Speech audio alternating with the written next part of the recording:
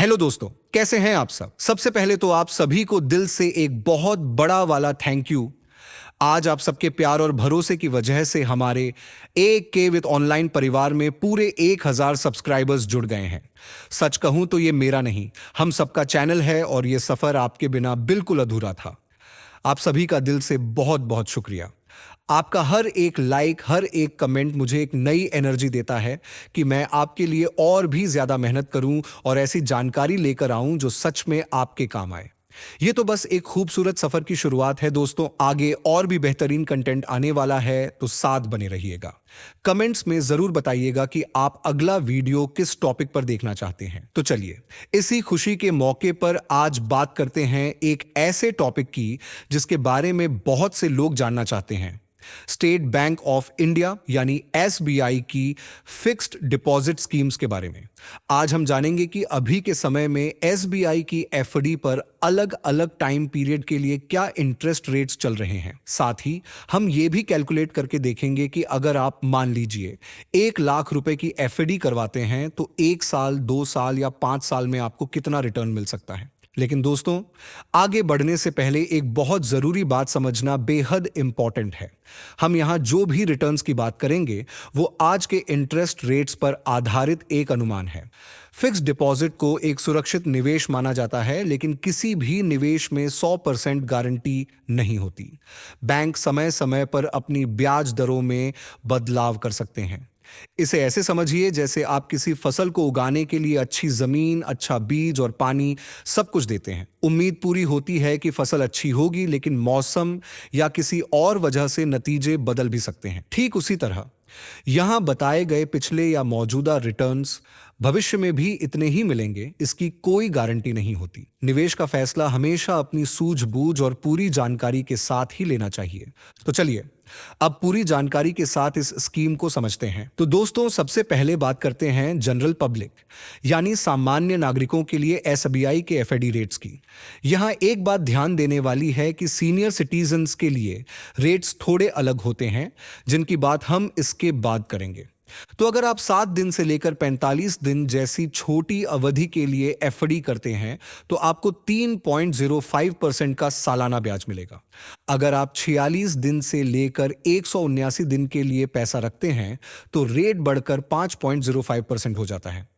180 दिन से लेकर 210 दिन की एफडी पर आपको 5.80% का ब्याज मिलता है। और अगर आप 211 दिन से लेकर 1 साल से कम की एफडी कराते हैं तो आपको 6.05% का इंटरेस्ट मिलेगा। अब यहां से चीजें और इंटरेस्टिंग हो जाती हैं। 1 साल से लेकर 2 साल से कम की एफडी पर आपको 6.25% का काफी अच्छा ब्याज मिलता है। लेकिन रुकिए, एसबीआई की 2 स्पेशल स्कीम्स भी हैं जो इस वक्त काफी पॉपुलर हैं। पहली है 400 दिन की अमृत कलश स्कीम। इसमें आपको 7.10% का शानदार रेट मिलता है। दूसरी है 444 दिन की एक और स्पेशल स्कीम जिस पर आपको 6.60% तक का ब्याज मिल सकता है। इन दोनों के बारे में हम आगे और डिटेल में बात करेंगे। अब देखते हैं लंबी अवधि का क्या हाल है। 2 साल से लेकर 3 साल से कम की एफडी पर आपको सबसे ज्यादा यानी 6.45% का ब्याज मिलता है। लेकिन यहां एक बात पर गौर करिएगा, जैसे ही आप 3 साल से ज्यादा की एफडी के लिए जाते हैं ब्याज दर थोड़ी कम हो जाती है। 3 साल से 5 साल की एफडी पर आपको 6.30% और 5 साल से 10 साल तक की एफडी पर 6.05% का ब्याज मिलता है। तो अगर मेरी राय पूछें तो 2 से 3 साल वाली एफडी या फिर वो जो स्पेशल स्कीम्स हैं वो रेट्स के मामले में काफी आकर्षक लग रही हैं। अब बात करते हैं हमारे सीनियर सिटीजन्स की। एसबीआई हमेशा अपने वरिष्ठ नागरिक कस्टमर्स को थोड़ा एक्स्ट्रा बेनिफिट देता है। नियम सीधा सा है, सामान्य नागरिकों को जो भी ब्याज दर मिलती है सीनियर सिटीजन्स को उस पर आमतौर पर 0.5% ज्यादा ब्याज मिलता है। यानी अगर जनरल पब्लिक के लिए रेट 6.45% है तो सीनियर सिटीजन को 6.95% मिलेगा। यह उनके लिए एक छोटा सा सम्मान है। अब कुछ बेसिक सवालों के जवाब दे देता हूं। एफडी में कितना पैसा जमा कर सकते हैं? आप कम से कम 1,000 रुपए से शुरुआत कर सकते हैं। और जहां तक अधिकतम सीमा की बात है तो उसकी कोई लिमिट नहीं है। एफडी कितने समय के लिए होती है?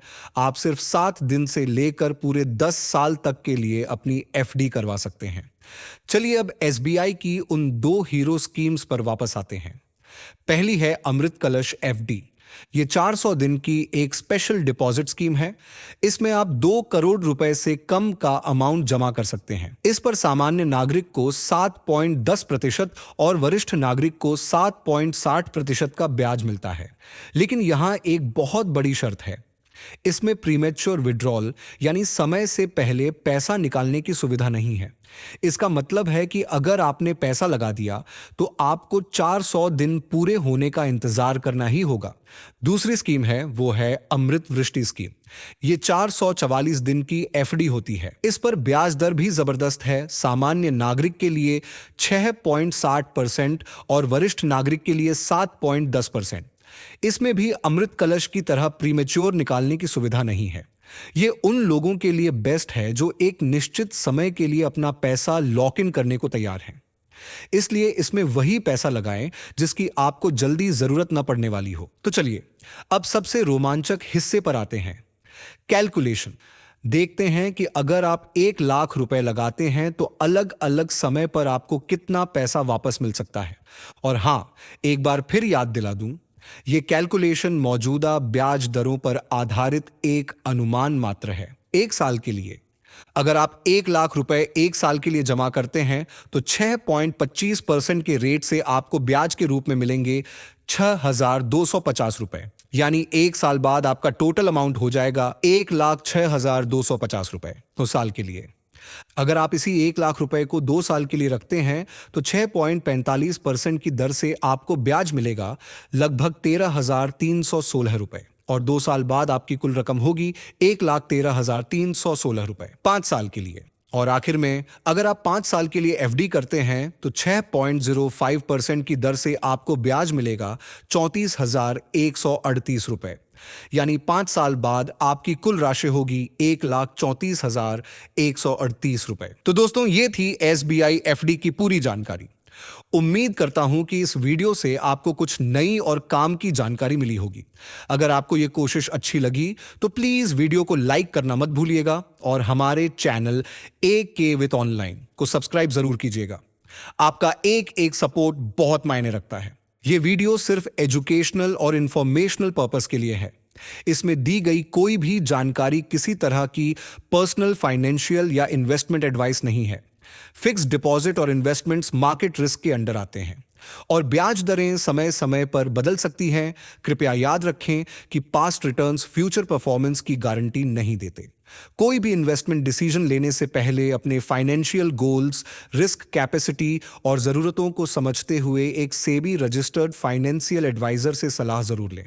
इन्वेस्टमेंट का हर फैसला आपके अपने रिस्क और रेस्पॉन्सिबिलिटी पर निर्भर करता है। याद रहे, हम सेबी रजिस्टर्ड फाइनेंशियल एडवाइजर नहीं हैं और आपके किसी भी फायदे या नुकसान के लिए हम या हमारा चैनल जिम्मेदार नहीं होगा।